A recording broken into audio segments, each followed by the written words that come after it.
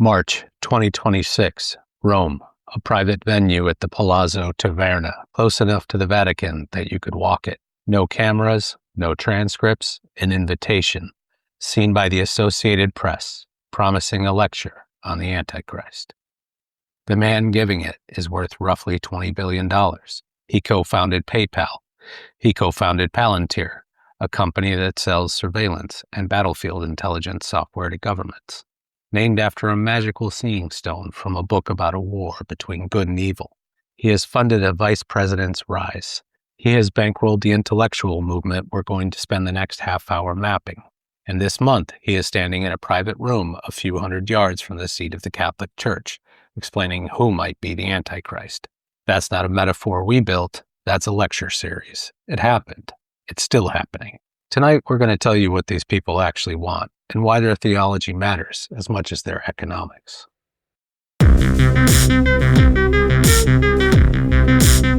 Welcome back to Fortean Winds. I'm Bones, and with us, as always, is RamX. Hey, everybody. Hey, Ram. So last episode, we discussed the notion of operating in dark territory, which is a train analogy that attempts to explain why we don't pull our own train off the track when the signals go dark. But tonight, it's different. Tonight, we go on the offense. We name a specific vision of the future held by specific ultra-wealthy individuals, and we tell you exactly what it is. Yeah, this is really the direct extension of our Who Runs the World series. And it's still our most listened to episode, that one, by the way. It's not even about UFOs. The one that mapped the class. Tonight, we open one specific faction inside that class, and we ask the only question that matters. What do they really want to build? Yeah, Cadre and Cathedral. Okay, so before we get to the ideas, we have to talk about the money, because the ideas don't exist without it. So, let's walk people through what actually happened during COVID. Yeah, that part is super important, and we focused on it in our Who Runs the World episode. It's the largest wealth transfer in history from traditional to digital sources happened during COVID. But everyone remembers the pandemic as a health crisis and an economic crisis, and for ordinary people, it was. Also, it was simultaneously the largest wealth consolidation event in modern history. And almost nobody talks about those two things in the same sentence. So Oxfam's numbers, and these are well documented. The world's 10 richest men saw their combined wealth double during the pandemic. $700 billion went to $1.5 trillion. That's roughly $15,000 a second, every second for 2 years. 9 of those 10 men were American. Most of that wealth came from technology. Billionaires as a class gained more wealth in the first 24 months of COVID than in the previous 23 years combined. Yeah, that's crazy. So how does that even happen? 3 forces stacking on top of each other. Governments around the world pumped trillions of dollars of stimulus into the economy to prevent collapse. That money didn't stay in people's pockets, it followed into asset markets. And asset markets are disproportionately owned by people who already have assets. At the same time, the entire world was forced overnight into digital life. Work, shopping, socializing, medicine, and that forced migration into digital life was almost entirely into a small number of platform monopolies that were positioned to catch it, like Amazon, the cloud infrastructure companies like Oracle, the payment processors like the PayPal. Companies through these specific men either founded or control suddenly blew up. Right, so the wealth didn't just grow, it consolidated into a very specific class of companies and a very specific class of person, basically. Now, that's the precondition for everything we're about to describe, the Dark Enlightenment, they were calling it, the technocratic vision, whatever you want to call it. It's not a fringe internet philosophy that got lucky and found an audience. It's the operating ideology of a class that just experienced the fastest wealth consolidation event in modern history. And it's now working out in real time, in public, and semi-public writing what to do with that position. Like suddenly they're in a position to influence the whole world. When you have more capital and more infrastructure control than any private class in human history, the question, what should the future look like, stops being an academic and philosophical question. You could actually build it and implement it. Right. So what's the diagnosis? I mean, what do they think is wrong? Curtis Yarvin has been writing years as Mencius Mollberg, now under his own name. And he was at Thiel's house when the results came in for the last presidential election. J.D. Vance has mentioned that he follows Curtis Yarvin's work. So he calls the current order the Cathedral. It's not a building. It's a description of how power actually moves in a modern democracy, an informal, self-reinforcing nexus of elite universities, legacy media, and the permanent administrative bureaucracy.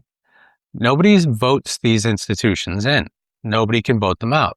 They set the terms of acceptable thought, regardless of who wins an election. And Yarvin's argument is that this makes democracy itself kind of a theater. The visible government changes, but the actual government doesn't. Right. And to be fair to the argument for a second, a lot of people across the political spectrum had some version of this complaint, right? I mean, distrust in institutions is not a fringe sentiment, especially right now. And that's exactly why the diagnosis lands with people who aren't ideologically committed to anything. The credentialed class has, in a lot of measurable ways, earned the distrust. That's the steel man, and we should say it plainly before we go further. The problem isn't the diagnosis, it's the prescription. It's what they want to do. Which is where Andreessen comes in, right? Yeah, Marc Andreessen, co-founder of the most powerful venture capital firms in the world. Yep. Personally, he's worth tens of billions of dollars. And he said this directly, and I want to be precise about the quote. He's paraphrasing James Burnham, and I want to explain who that is first. Burnham wrote a book in 1941 called The Managerial Revolution. His thesis was the ruling classes don't get abolished by revolutions, they get replaced by a new class, better positioned to run the machinery of the modern state. He used this to explain fascism, communism, and the New Deal as variations of the same underlying process. Different flags, same mechanism, one elite substituting for another. Andreessen, on record in December 2024, said, to paraphrase Burnham, if you want to replace the elite you have today, you need to have a better elite. He was explicit that this is a counter-elite project, not reform, replacement. And that sounds very, very much like what the Nazis said and did. Yeah, this sounds more like a coup. So this is not let's fix the system. This is we are the new management. And, management is changing hands. That's the honest assessment of that reading. Like in their own words, using their own cited intellectual framework. And Burnham's framework has one very specific historical property that should give everyone pause. It was originally written to explain how fascist elites substituted themselves for the old European ruling classes. Andreessen invoking Burnham by name isn't guilt by association, it's citation. He picked that lineage specifically. Okay, so if this diagnosis is basically the cathedral is illegitimate, I mean, what's the actual proposed replacement? I mean, what does it all look like? Right. So, and we're not saying we agree with any of this. We're saying that this is how they see it and the vision that they're trying to enact today. And that's why we all should be aware of it, even if it sounds nuts. Right. Yarvin has written about this extensively, and it's not vague. Retire the administrative state. Replace democratic governments with something closer to a corporation. It's like a CEO monarch model, where sovereignty functions like a joint stock company, and legitimacy comes from competent management rather than the consent of the governed in the form we currently understand it. Exit rights instead of voting rights. If you don't like the government, you can leave, the way you'd leave a company, rather than voting to change it. So their way or the highway in their little fiefdoms. And critically, he's written about building what he calls a honeycomb of cadres, right? So they're small little fiefdoms, but they're interconnected. Small, prepared, ideologically aligned cells. They're ready to step into operational existence the moment the current system is declared dead or simply stops functioning. not a plan to overthrow anything, a plan to be ready when it fails on its own, and to already have that org chart drawn up. Like, remember back when we talked about Steve Bannon and how he started that school in Europe to train the next wave of bureaucrats. And then they Project 2025 and everything that they've done to try to replace all of these people. And they're trying to replace the people in colleges, academic institutions to with their own vision, right? Whether you agree with it or not, whether it sounds nuts or not, it's happening around you and you should be aware so that you can act on it, right? Yep. And, and this isn't just one guy blogging. There's a whole network of this going on. Yeah, dialogue. Peter Thiel's Secret Society, which was exposed by a hacker very courageously. So it was founded by Thiel in 2006, invitation only. Off-the-record annual retreats. A leak this past June exposed part of the 2026 registration list and an agenda for a gathering near Dublin. The session titles included Build a Cult and Navigating World War III. Same guy who comes and tries to have an Antichrist spin had a session that said how to build a cult. I mean, I don't know how much more they can say, this is how I killed my wife. And then, his wife dies suspiciously and they say, I didn't do it. I mean, it's like, this is what Andrew Tate is doing right now. He was on camera talking about the type of trafficking that he's being charged with. And then he's like, I don't know what they're talking about. I'm a victim of the Matrix. Like, if they say it and then do it, that's kind of proof, I don't know. In today's world, it's like spin seems to mean so much that that's not enough. It almost sounds like a pamphlet for curious billionaires, It's like, so you have all this new power. Read this and learn how to abuse it. Yeah.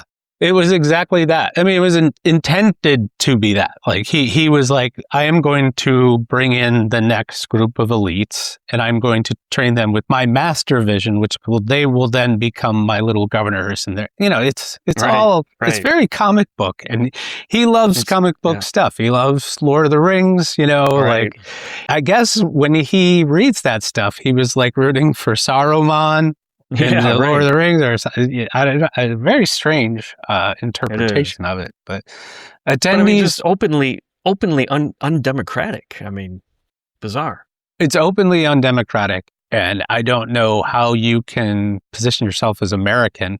But you're basically saying America was never democratic. America was never about freedom. America was never about the Constitution. It's about whatever we're saying it is. And that's this attempt at this intellectual movement. And you needed influencers to do that, right? So attendees spanned senior military figures, administration officials, senators, surveillance and data executives, veterans of the so-called PayPal mafia. Like, the existence of a network this dense, this well connected, meeting off the record once a year, that's not a conspiracy theory. That's a documented structure that a leak partially illuminated. Right. So the wealth from block 1 becomes the infrastructure in block 3. That's the through line. The capital funds the companies fund the network. The network drafts the architecture. And now, this is where it gets genuinely strange. The architecture needs a legitimating story bigger than a business plan.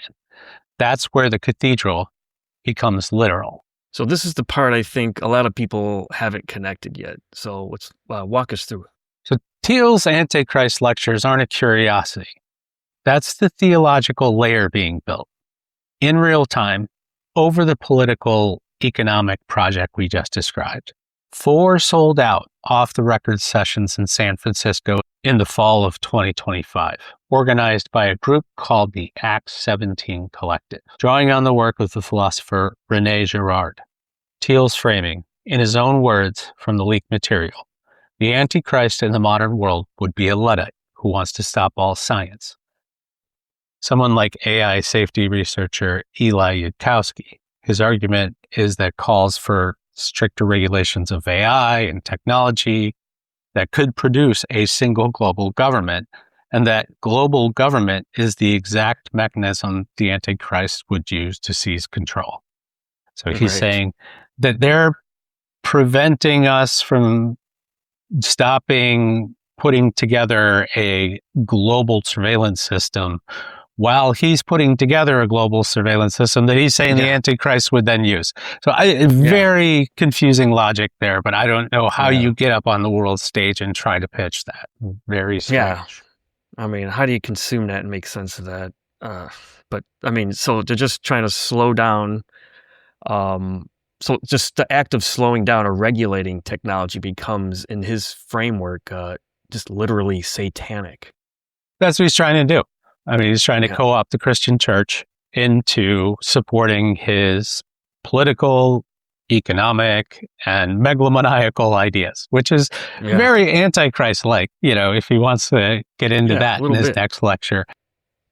So that's the move, and it escalated. By March of this year, he's doing the same lecture series in Rome, steps from the Vatican, drawing enough attention that people around the Pope are reportedly watching with real caution. They were worried. They were like, this guy's drawing a lot of attention on theology that we don't support and is actually kind of the opposite of Christ-like.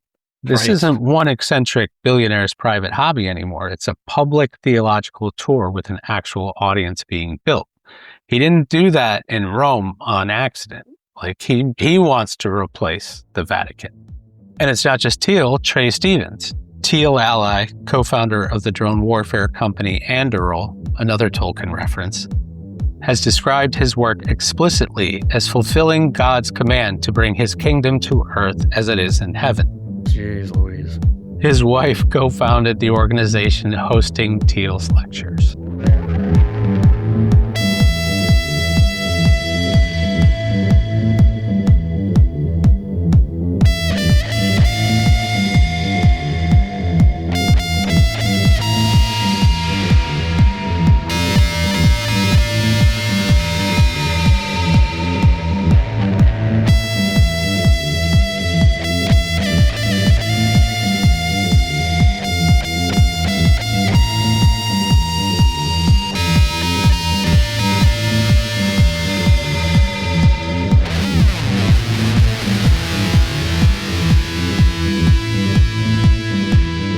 So this is exactly the mechanism we mapped in the Occult History series, Chapter 6. Yeah, pretty much the same mechanism. Political occultism.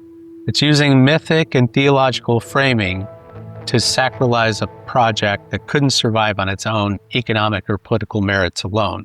Everyone who looked at this without a theological framing would be like, are you nuts? That's horrible for everyone but you.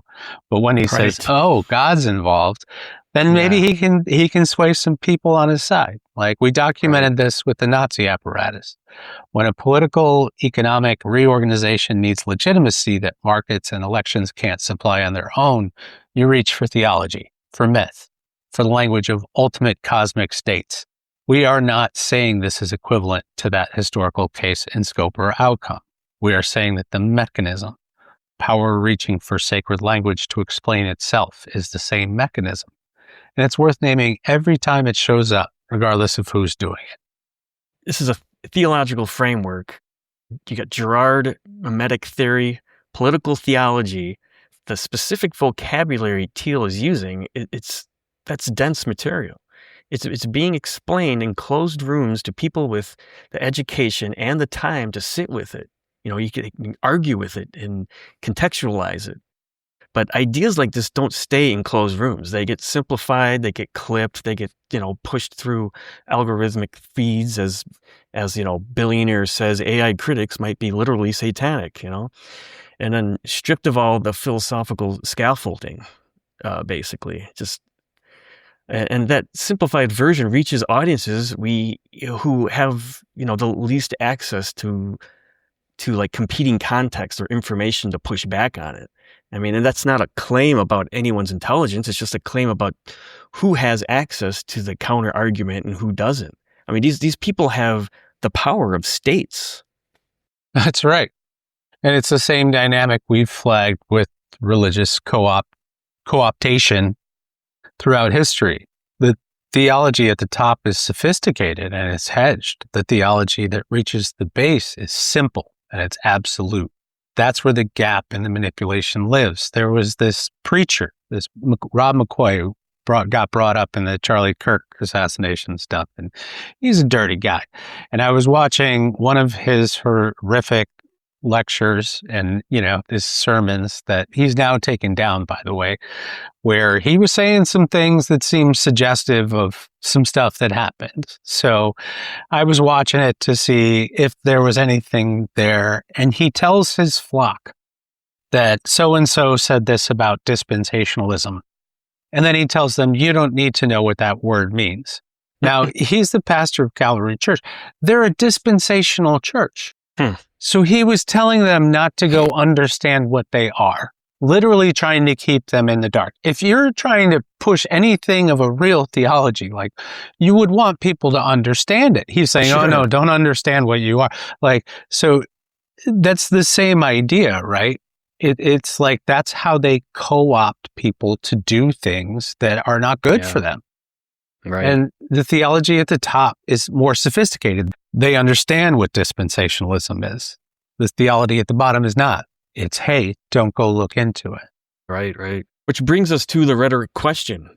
And we have to be careful here because, this is where a lot of commentary overreaches, kind of. Yeah. Stephen Miller's speech at Charlie Kirk's memorial in September 2025, speaking of, it got compared immediately and widely to a 1932 Joseph Goebbels speech called The Storm is Coming. Commentators across a lot of outlets called it plagiarism. And, it wasn't exactly plagiarism. Like Snopes didn't even call it that, but they stopped short of calling it plagiarism. Like the storm imagery specifically, it seemed very intentional to be a plagiarized speech of Joseph Goebbels, who was a Nazi. Stephen Miller is Jewish. I mean, we talked about how the Nazis have no shame and it's almost like a superpower. And it's an evil superpower, but it's one that's very difficult to fight. But it seems like that was that type of invocation there. Right. So we're not saying confirmed plagiarism. We're saying it's inside of a broader pattern of escalating apocalyptic and existential threat language that's coming out of the same political and financial network. So they're all doing it at the same time. Thiel is escalating this theological nightmare scenario while Miller is invoking the storm is coming speeches. So it's like seems to be a pattern there. And, it's not proof of coordination, but it's the same toxic stew that you see in like a lot of these cases where fascism rears its ugly head, right? Right. Yeah, no doubt. I mean, the whole thing is just weird. So let's step back. What are we actually looking at? Two competing answers to the same question. A huge number of people across the entire political spectrum correctly sense that the current institutional order isn't working the way it's supposed to. That's not a fringe belief. That's close to consensus at this point. The question is, what do you do with that sensation? One answer, the Cadre and the Cathedral, says exit. Replace the elite with a better elite. Build a corporate sovereign structure with opt-in citizenship. You can leave if you want, but it's our rules, or my way or the highway. And you give the whole project a theological weight so it feels like not so much like a hostile takeover. It feels more like a calling or a jihad. I must do this for Peter Thiel's vision of the future. Right. And as crazy as it sounds, as much as I'm laughing, there's a bunch of people who are doing it. Yeah. What the heck? So, I mean, what's our answer? What's Fortean Winds' answer? So our answer, and it's the same one we gave last episode, because it doesn't change depending on who's proposing the alternative. Keep the record open. Refuse the prescription, theirs or anyone else's. Trust the method, not the authority. Whether the authority telling you it has the fix is a captured legacy institution or a new billionaire cadre with a theological justification. Doesn't matter. The discipline is identical. You hear their claims. You think critically. You don't exit into total cynicism. You don't turn away. even if you have to make a joke out of it, which it kind of is funny, like in order to just process it and be able to share it with people, that's fine. To me, I think. Yeah. So you don't exit the system. Yeah. That it keeps you in the game. And if we keep paying attention, it's much harder for them to pull something like this off. But if we don't pay attention and we go, that's just stupid and ridiculous, and allow them to take over these alternative media channels as well as traditional media channels, which they have. We mentioned Larry Ellison in this. Larry Ellison has now taken over TikTok, Paramount, CBS, like they're taking over massive media empires, and they're all devoted to this idea of basically like turning these things into warlord states. But they dress it up in other ideas and their techno-fascism. But it is weird. Yeah. I mean, like I said earlier, we now have individuals with sometimes more power than actual states preaching this stuff. We have two exits from the same basically discomfort in this news. And we're arguing for staying in the discomfort, but with a method instead of just taking either exit. Yeah. So, just stay in the game and keep paying attention. You don't have to pay a ton of attention, but, paying attention is really important. And we're not just saying that. It really is all that is standing in the way of them doing this, because there's getting more and more people on their side. People like the Nazis and any type of fascist movement. Putin does this in Russia. Like, they go after people who are less educated and less informed. Right. And then people who are informed and are more educated look at some of this stuff and they go, well, that's crazy. I'm not dealing with that. Like QAnon. And they just go, eh. But then, murders start happening. It starts affecting politics. And you turned away at a time maybe when there was a critical moment that things could have gone a different way had people paid attention and just talked to one another. In a free speech society, that's all we have, because our media will compete. Our media will say the myth is true, and then other media will say the myth is not true. Right. So, all right. So let's just give the people some things to track. A few things. So watch state level charter city legislation in your areas. Several states have had bills introduced that would carve out special governance zones with reduced regulatory oversight, aka these freedom cities, aka Peter Thiel's seasteading ideas. If you see anything like that showing up in the news or in government documents or anything in your area, hit the alarm bells. Right. That's the practical ground level exit architecture that they're talking about.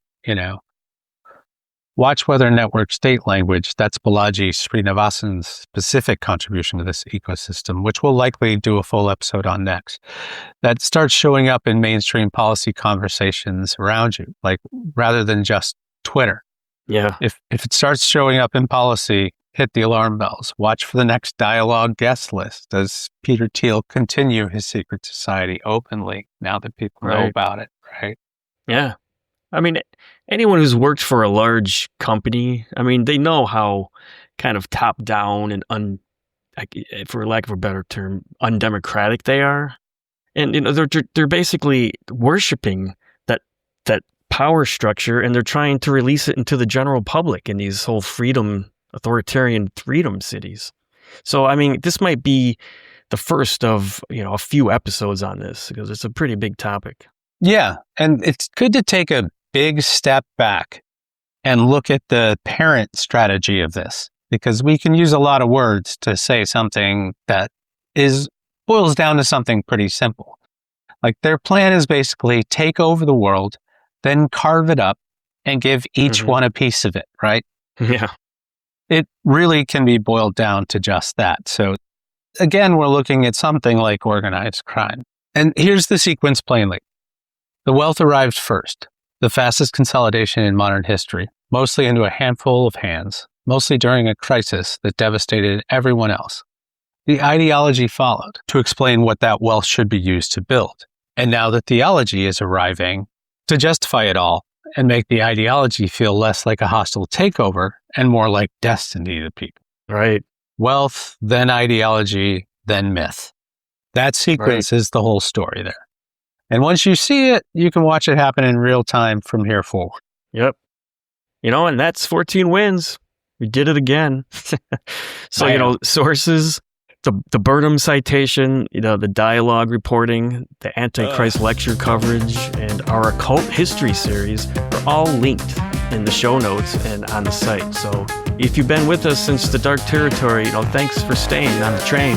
And, we'll see you on the next stretch of it, right? That's right. Take care, y'all. All right. Thanks, everyone.